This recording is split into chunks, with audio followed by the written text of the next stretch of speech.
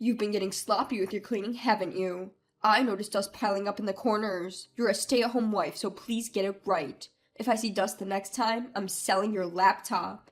My husband, John, started acting cold towards me as my workload increased as a cartoonist. At times when I was busy with deadlines, he would annoyingly give me specific instructions about housework and even make me redo the cleaning.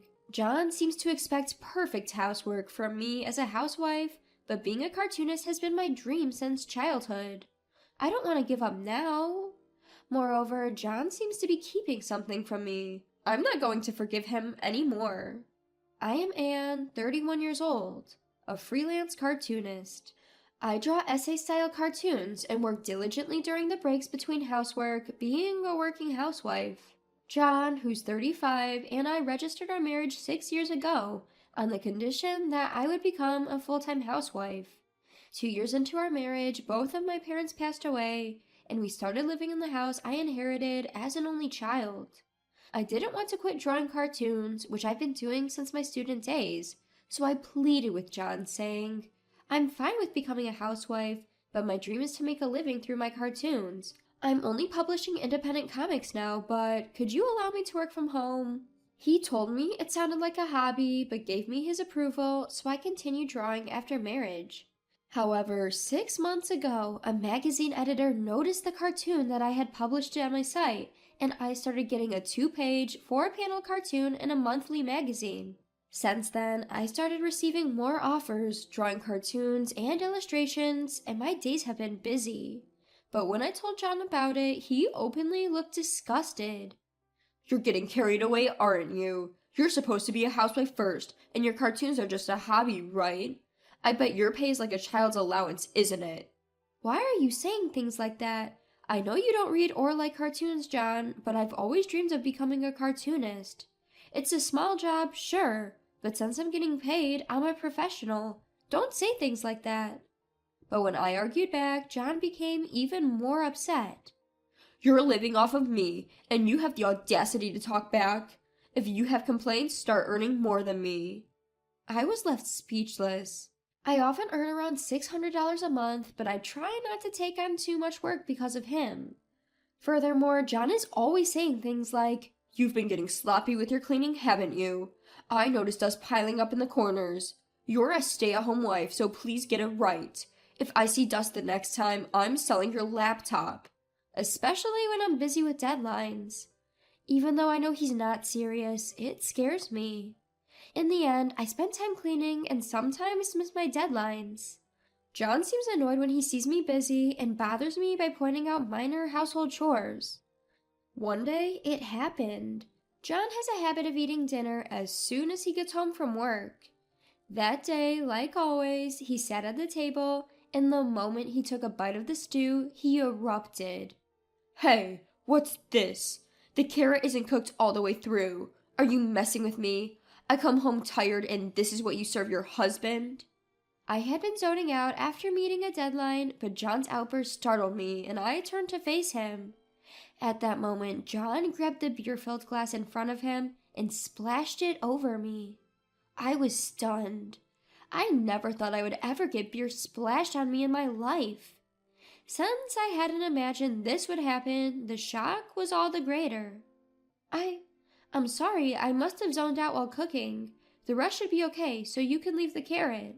I realized mid-cooking that I had somehow forgotten to add the carrots, and in my rush, I had thrown them into the stew without parboiling them.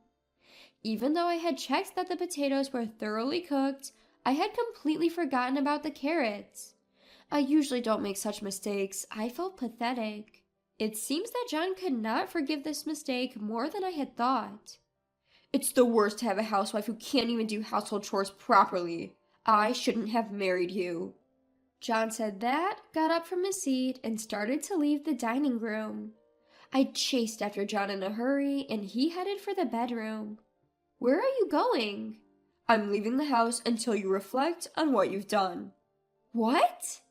I stood there bewildered as John packed his belongings into a travel bag and really left. I chased after him, but when John got to the nearest station, he got into a taxi and went somewhere.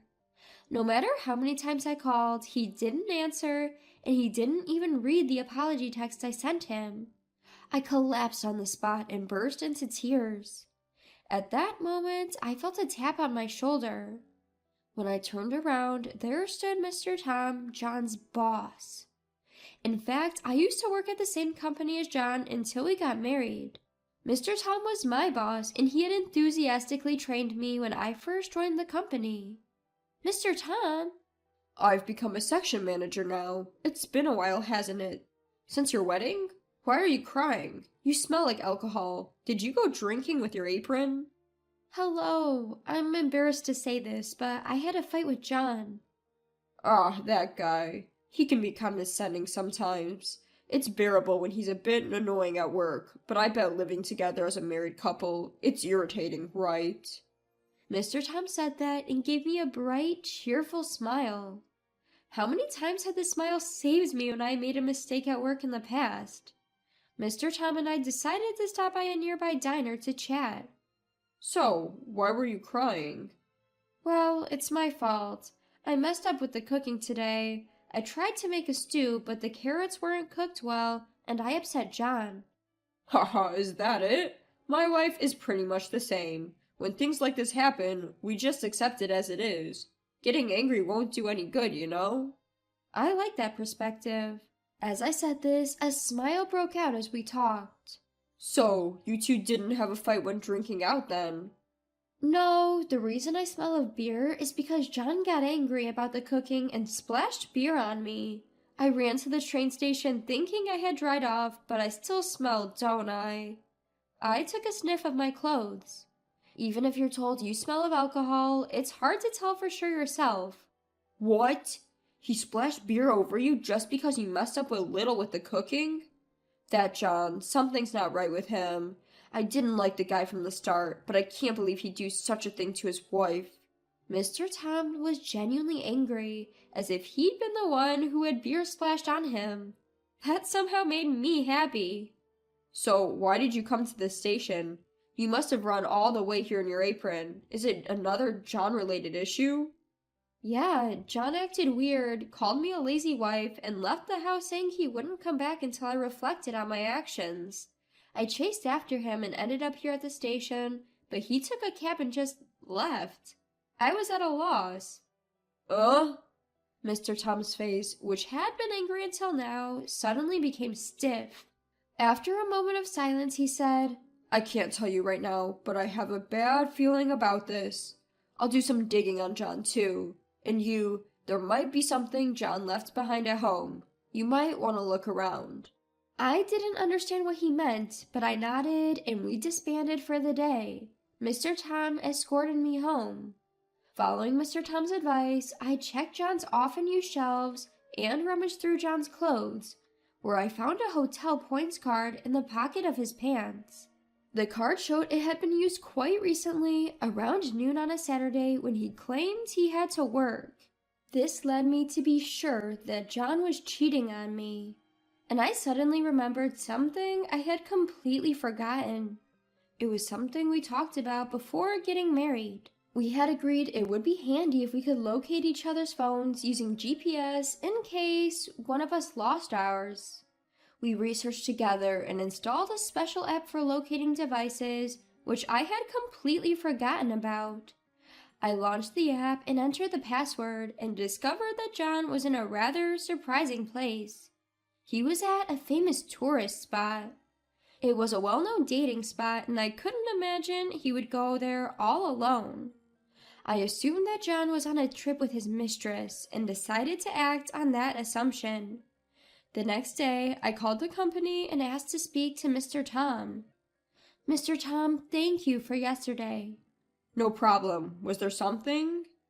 Is it possible that John didn't come to work today? Mr. Tom was silent for a while, but after letting out a long sigh, he said, yes. He's on a paid leave for the next 4 days. I thought as much. I don't like to say it, but he's probably... Yes, I understand, but this gives me some clarity. Thank you. After hanging up, I made a resolution and left the house. I had been thinking about it. If John ever betrayed me, this is what I would do. After finishing my task, I called another person. "Hello, it's been a while." The person on the other end spoke to me in a bright voice, but as soon as I started talking about John, they sided with me. I hung up the phone feeling reassured, believing that things would surely move in a favorable direction. The next day, along with some people, I went to the location indicated by John's smartphone GPS. It was right inside a resort hotel near a famous tourist spot. Right now, he seemed to be outside the hotel, with the GPS indicating he was near the beach. John turned pale the moment he saw my face. With a smirk, I aimed my phone at John and rapidly clicked pictures to get a two-shot with the girl in her early 20s standing next to him. By the way, I had been taking photos since 30 minutes ago when John was applying suntan oil to this woman in a bikini. I let him swim until I could get definite proof that John was cheating. Perhaps because of their liberating environment or their minds were utterly clear, they were kissing in public. I felt no shock, perhaps because my patience had run out. Rather, I was grateful that they provided such good evidence. What surprised John and turned him pale wasn't just because he saw my face. Behind me there were my in-laws, both casting stern glances at John. "What's going on, John?" As I approached with a smile, John, flustered, stumbled in the sand and fell on his rear end. Seeing this, my mother-in-law heaved a sigh. "How pathetic, even for my own son. And who might this lady be? You abandoned your wife, and what are you up to?" "But it's because this woman doesn't do any housework." John hastily pointed at me and blamed me. "Oh, is it correct to say she does absolutely nothing? Even if she occasionally skips cleaning, she does laundry, cooking, and dishes every day, doesn't she? Even I sometimes skip cleaning, and I dislike laundry so much, I leave it to your father at times." "That's because you had a part-time job, isn't it? It's different with this woman. She's a stay-at-home wife who just spends her time drawing and playing. Why can't she at least properly do housework?" At John's words, my father-in-law was enraged. "You don't understand anything." Even the people around us were startled and focused on us. Some seems like they might point their smartphone cameras at us. Why don't we discuss this in a more appropriate setting? Everyone agreed with my suggestion, and my in-laws and I went ahead to a nearby restaurant. John and the woman he was cheating with, Mary, changed from their swimsuits to casual clothes and met up with us, and the five of us sat down together. We started by hearing John's side of the story.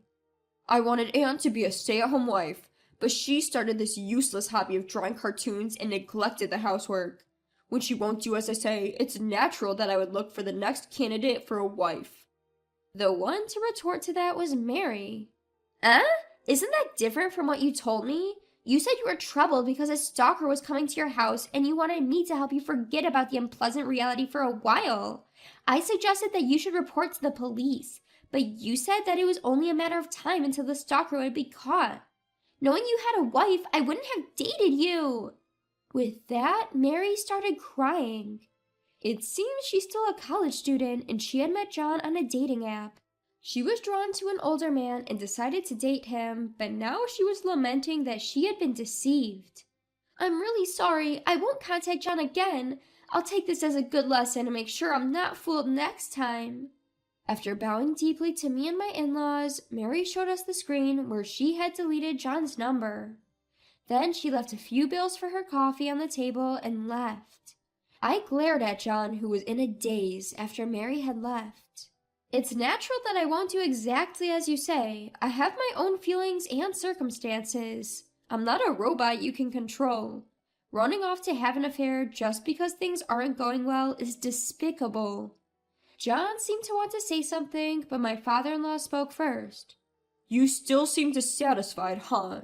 But I'm the one who's earning and feeding Anne, aren't I? Anne should respect me as the breadwinner." John was shaking with anger, but my father-in-law spoke to him calmly. "You're still just like a child. Just because things aren't going your way, you're throwing tantrums just like a toddler. Accept Anne's wishes as they are. There's nothing more for us to tell you." His in-laws then got up, took the check, and headed to the register. John and I were left alone, and I too had nothing more to say to him. John, I've been offered a serial comic strip in a magazine. John, who was a complete change from before, looked at me with a startled expression. Oh, congratulations. So, I can no longer be the stay-at-home wife you want. I'm sorry. I'm tired of being with you, John. I want a divorce. I'm sorry. It was all my fault. You can draw as many comics as you want. I'll help with the housework too. I won't say arrogant things anymore. John pleaded with tears in his eyes, but I averted my gaze from him. I didn't want to see any more of my husband's pathetic figure. I'm sorry, but that's not the problem anymore. You were looking down on me, weren't you? I thought marriage was about equal standing, but you were different, John. You thought you were superior because you were working and providing for me, right? No, maybe I did, but I've had a change of heart. I promise I won't make you suffer anymore, so don't say we should break up. I've decided to sell the house we were living in. I have a relative who runs a real estate agency, and when I told them about the situation, they agreed to buy it right away. There's still some paperwork and things to do, so it's not like we can sell it right away, but it will be a lower price than if we had it brokered. But it's my house, and I can do what I want with it, right? I want to end our relationship as soon as possible. I plan to leave tomorrow. You should leave the house as soon as possible, too.